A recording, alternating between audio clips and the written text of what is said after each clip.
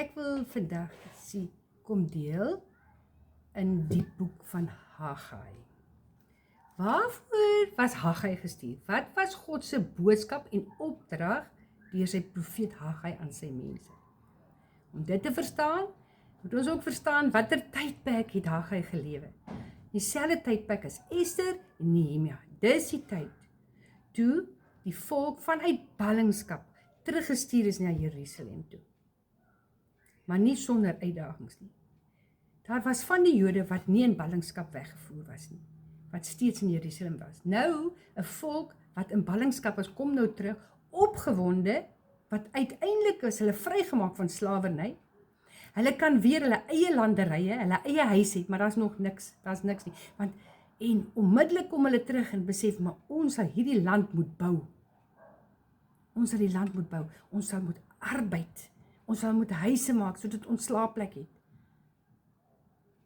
En hulle klim in vir 18 jaar lank, soeg en sweet hulle. En dan kom Haggai, en God stuur vir Haggai terug na sy volk, want hy sien hoe sy volk sukkel. Hy stuur na Zerubbabel en die priesterdom toe. Hy sê, God sê, kyk na julleself. Julle het landerye en dit reën, maar daar's nooit 'n oes nie. Hy sê, julle het klere, maar julle kry steeds koud. Hy sê, julle is honger. Hy sê, julle beursies is vol. Maar dis asof daar 'n gat in is, daar's net nooit genoeg nie. Kyk hoe dit lyk. Kyk na julle land. Kyk na julleself. Is daar vervulling? Is daar vrede? Is daar vreugde? Nou, baie keer vind ons onsself in dieselfde situasies. Ons werk, ons arbeid, dat is net nooit genoeg nie. Dat is altyd tekort. Ek is in 'n huisgesin, maar ek het nie vrede in my hart nie. Ek maak by mekaar, maar dat is nooit genoeg nie. Ek werk, ek het 'n goeie werk, maar dat is net nooit genoeg nie. Dat is altyd tekort. En 'n ongelukkige in my hart, dat is net nie vrede nie. Dat is net nie vervulling nie. Nou kom Haggai en sê, julle het nie die opdrag wat God aan julle gegee het, gedoen nie. Julle het teruggegaan en gedoen wat julle dink die beste was. Julle het teruggegaan, julle het huise gebou en julle het landerye bewerk. Terwyl my opdrag was, gaan terug en gaan bou die tempel. Nou soos lees in Korintiërs, God sê, hy bly nie meer in tempels wat deur mense gemaak is nie. Hy bly nou, jou liggaam is die tempel van die Heilige Gees. Jou liggaam is die tempel. God woon binne in jou. En as ons wil verstaan hoe God binne ons woon, moet ons verstaan het van die tempel van daardie, van die tempel en die simboliek wat die tempel het, deurtrek met wie en wat ons is vandag. En hoe God binne in ons woon en hoe hy werk. Nou wanneer jy in die tempel ingestap het, die eerste wat jy gesien het, was 'n offeraltaar. Daar waar die priesters die lammetjies, die diere gebring het, gevat het van die mense wat 'n behoefte gehad het vir vergifnis van hulle sondes. En dan is hierdie diertjie geoffer en die bloed is gesmeer aan die 4 horings van die altaar. En dan is 'n hiesoptakkie gevat en dan is hierdie bloed besprinkel op die mense. En dan kon hy sê, daar is vergifnis vir sonde vir julle. Maar die offer kon nie volmaak wees nie, want dit was 'n dier. Nou Levitikus lees ons, dat sê die lewe lê in die bloed. Die lewe lê in die bloed.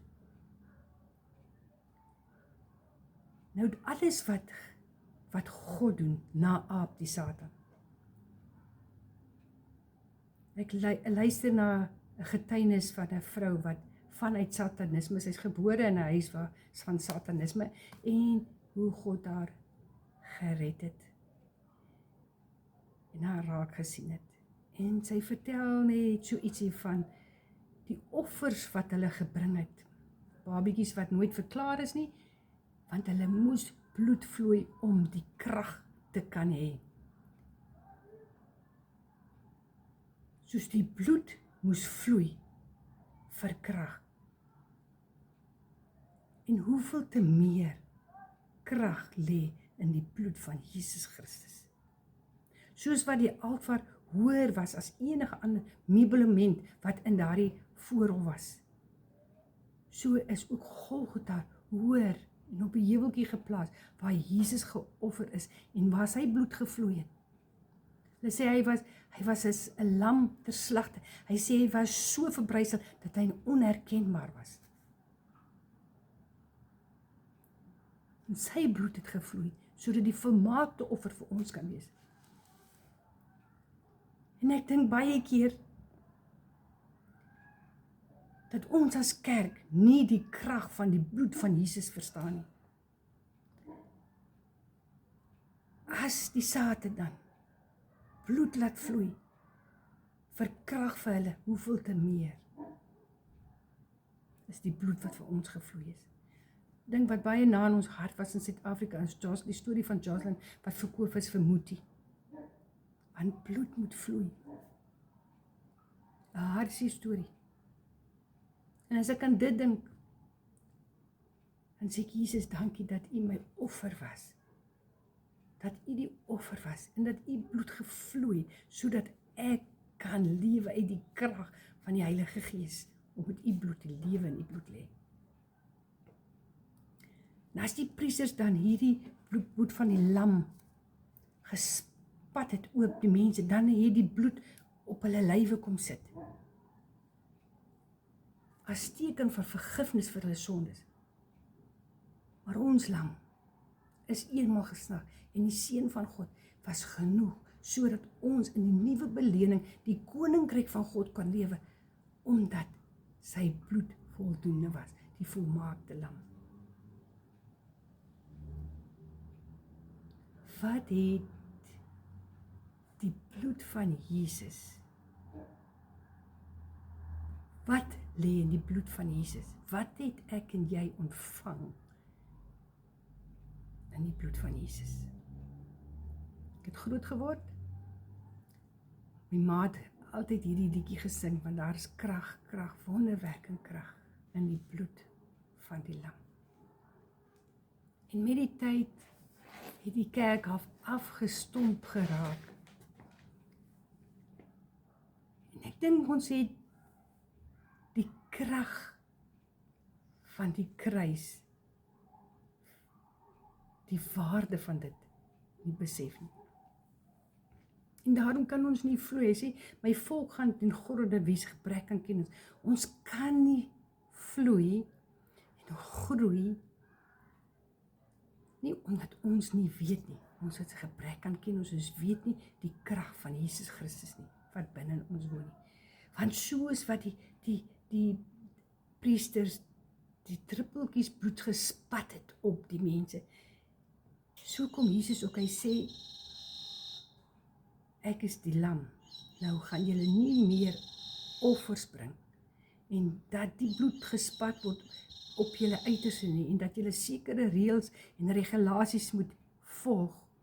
Hy sê, nou gaan ek vir julle die bloed gee, die bloed van Jesus Christus. Nou sê hy, drink dit, as symboliseer van die bloed van Jesus, wat jou binne in jou kom. Dis nie nou net buite jou nie, dis nie wet en reëls en regulasies wat ek moet doen, sodat ek die koninkryk kan beerf nie. Ek moet dit drink, ek moet die besef hê van die krag van die bloed van Jesus Christus, en dat dit binne in my woon, en nou kan ek wandel in daardie krag.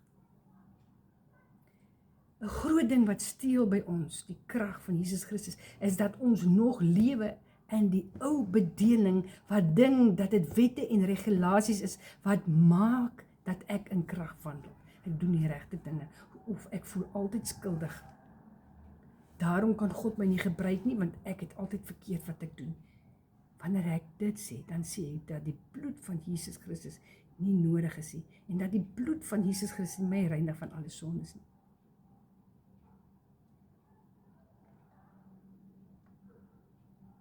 sê ek, jy kan doen wat ek wil, wat jy wil. Ek sê, dat as jy openbaring het, dat die bloed van Jesus Christus, slegs die bloed van Jesus Christus, jou kan vrymaak van 'n verlede. En jou oë open, en jy meer en meer sy heerlikheid sien, wat ons verder gaan sien wanneer ons by die koperkon kom, dan gaan jy begin wandel in sy heerlikheid. Dan verdwyn die sleg en die verkeerd. Ek het nie meer begeerte om in dit te wandel nie. My begeerte raak al hoe meer na Jesus. Want wat het die bloed van Jesus my kom gee? Eers en hy kom gee vir my 'n reinheid. 'n reinheid. Sy offer was genoeg om vir my 'n reinheid te kom gee, om te vloei in die Gees, 'n reinheid om skoongemaak, skoongewas in die bloed van Jesus Christus. Want dit is slegs sy bloed wat my kan was van 'n verlede, sodat ek nie meer hoef in skuldgevoelens, wanneer ek voor die troon van God staan, hoef ek nie meer skuldig te voel nie, want my skuld het neergekom op Jesus, en sy bloed het my gereinig. Daarom drink ek dit en sê, Here, dis nie meer wat ek doen met die vlees nie, maar dis wie ek is binne my, omdat Christus binne in my woon. Daarom het ek reg om voor u te staan. Daarom is ek waardig, nie omdat ek doen wat doen en nie doen nie. Ek is waardig om die Gees van God binne in my woon. En dit maak my waardig om voor God te verskyn. En dat ek vrymoedigheid kan hê. En dat ek weet dat God my kan gebruik. Omdat die bloed van Jesus my reinig. 1 Korintiërs 5 vers 7. Hy sê, verwyder die slegte onder julle, verwyder die slegte dinge onder jou, want daar was 'n paaslam wat geslag is, wat waardig was, waarin jy kan wandel. Nog wat die bloed van Jesus kom doen, is sy beskerming. Soos mooi onthou in Exodus in die tyd, toe Moses en Aaron by Farao gekom het en vra om sy volk kon uitgaan en wegtrek, en Farao nie wou nie, en al die plaag, onthou die laaste plaag, wat was die, hoe God opdrag gegee het vir Aaron, en om vir die mense te vertel, dat hulle 'n hisoptakkie moes, 'n lam moet slag, en 'n hisoptakkie vat, en die bloed op hulle kusyne sou smeer, want dan sou dit hulle eersgeborenes nie sterf nie. Dan sou die wraak van God verbygaan. Wat het dit gemaak? Die bloed van die lam het hulle beskerm. Nou die bloed van Jesus Christus beskerm my en jou. Maar mense kan aan ons liggame iets doen. Hulle kan die liggaam praat, hulle kan die liggaam seermaak, hulle kan woorde plaas, hulle kan sê wat hulle wil, maar niemand kan iets doen rondom dit wie jy is binne die vrede, die koninkryk van God, waarin jy wandel. Niemand kan vat aan die koninkryk van God nie. Maak nie saak wat gebeur nie, maar God is my beskerming. Die bloed van Jesus bewaar my. Ek luister 'n gedeelte ook in, mense dink baie keer, jy het ouers, ek weet, my ma leef nie meer nie, maar my tannie bid vir ons, almal op die naam. So ook my ouma, en so ook my tannies wat oorlede is. Hulle het ons almal op die naam genoem, al die kinders en kleinkinders. En wanneer daar gebid word oor jou, is daar 'n beskerming om jou. Want wanneer in ongehoorsaamheid jy dinge betree wat jy nie moet nie, beskerm daardie gebede jou, sodat daar nie demoniese magte beheer van jou neem nie. Want jy is geskerm, jou kinders is beskerm. Of hulle in ongehoorsaamheid wandel nie, maar ek glo dat God hulle bewaar en beskerm. Want die bloed van Jesus Christus, my deurkosyn, is besprinkel met die bloed van Jesus Christus en sy gees beskerm vir my en vir my kinders. Waar hulle ook al beweeg. Dit was vir beskerming. En dan die autoriteit, die bloed van Jesus Christus deel ons met autoriteit. Ons gaan in Openbaring 12 kan jy sien hoe God sê dat die Satan is oorwin. Die Satan is oorwin. Aan ons is gegee die autoriteit om te heers oor demoniese magte. Maar as ons nie weet dat aan ons die autoriteit gegee het, as ons nie weet van die krag van God binne ons, kan ons nie daarin wandel nie. Die lam, die paaslam is geslaat, die bloed is gelaat, die bloed van Jesus Christus, wat sterker is as enige mag, woon binne my en jou, en daarom kan ons staan teen duiwelse magte en demoniese aanvalle en enige vloeke teen ons, want die bloed van Jesus Christus gee aan vir my en jou die autoriteit om duiwels uit te jaag, om te staan teen vloeke. Duisternis het nie krag nie. Want die oomblik wanneer jy lig bring in te duisternis, moet duisternis gee pad. Daar's krag in die bloed van Jesus Christus. Daar's autoriteit binne in jou, waarin jy kan wandel met oorvloed. Omdat Christus vir jou die autoriteit gegee het, toe hy op die kruis gesterf het. Want die aanklaer het sy krag verloor. Genesing. Jesaja 53:5 sê, terwille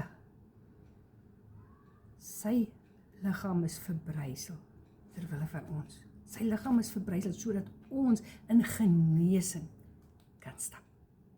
Terwille van sy wonde is daar vir ons genesing gekom. Sy wonde, sy seer, sy bloed wat gevloei het vir ons genesing gegee.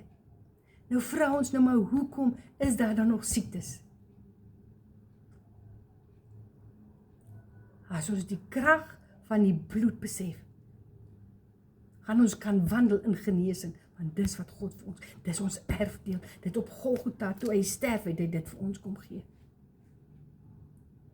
En wanneer jy sukkel met genesing, begin die woord van God eet. Begin elke teksvers bestudeer rondom genesing. Begin woord luister rondom genesing. Begin geloof stimuleer in jou hart, sodat jy begin sien.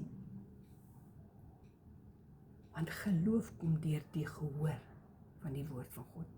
Hoe meer jy die woord hoor, hoe meer jy die woord eet, hoe meer gaan die geloof groei, hoe meer gaan jy sien dat die lewe van die bloed wat binne in jou is vir genesing. Dis jou erfdeel. Dis nie toevallig gegee nie, dis nie net vir sekere mense nie. Hy sê, deur sy wonde het daar vir ons genesing gekom. God wil jou genees. Begin eet aan die woord, sodat jy kan deelname hê aan die bloed van Jesus Christus, wat vir jou gesterf is. Want hy wil jou genees. Dit was die rede hoekom hy kruis toe gegaan het. Dit was die rede hoekom hy so verming was, sodat jy genees kon word. So jy kan voluit lewe.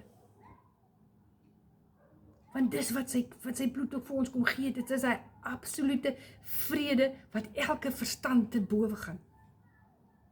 Die vrede van God. Hy sal altyd 'n hinker in jou hart wees. Wanneer jy nie kom in die eenheid, om met die Gees deel te hê, want dit is slegs die bloed van Jesus Christus wat jy kan bring by 'n plek van vrede. Die inwoning van die Heilige Gees. Want sy vrede jou totaal en al besit, dan maak dit nie saak of die storms kom nie. die winde kan waai, want jou huis is gebou op die fundament, die bloed van Jesus Christus, wat in jou are vloei. En ek het vandag gebring, die nagmaal, die broodjie, en die wyn. En wanneer jy die nagmaal gebruik, om te sê, Jesus, terwille van my, het jy op die kruis gesterf. Ek deel aan die bloed van Jesus Christus, want daar is krag, daar is wonderwerkende krag, in die bloed van Jesus Christus. En ek kies om deel te wees van die uitroep, dat die krag van God deur my kan woon. Sodat hy my kan vat van heerlikheid tot heerlikheid. En ek kan groei in die krag van God. Amen.